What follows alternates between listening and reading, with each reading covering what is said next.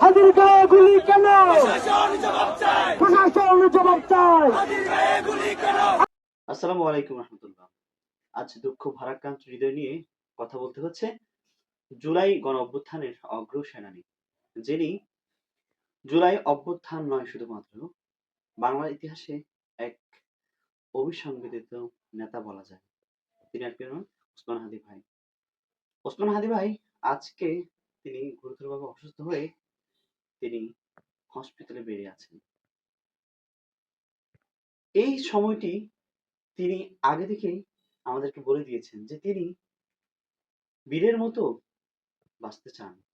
তিনি হাসতে হাসতে আল্লাহর সান্নিধ্য লাভ করতে চান।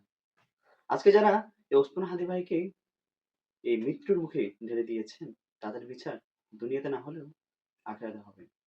আপনারা নিশ্চয়ই ভিডিও শুরুতে ক্লিপটি দেখেছেন তারা কিভাবে এই হাদি ভাইয়ের উপরে আক্রমণ করেছে।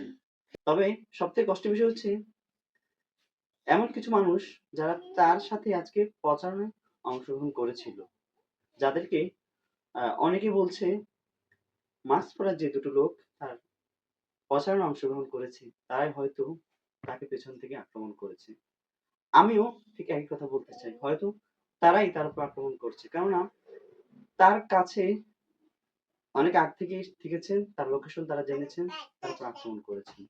সব মিলিয়ে এই ধরনের ন্যাক্কারজনক ঘটনার তীব্র নিন্দা জানাই এবং সেই সাথে নতুন বাংলাদেশে যেন এমন ঘটনা না ঘটে এবং হাদি ভাইয়ের সুস্থতা কামনা করছি এবং হাদি ভাইয়ের মতো যেন আর কোনো মায়ের বুক এইভাবে ঝরঝরতে না হয়।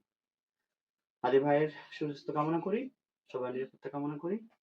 ভালো থাকবেন, সুস্থ থাকবেন। দেখা হবে, কথা হবে আবার নতুন কোনো ভিডিওতে। আসসালামু আলাইকুম।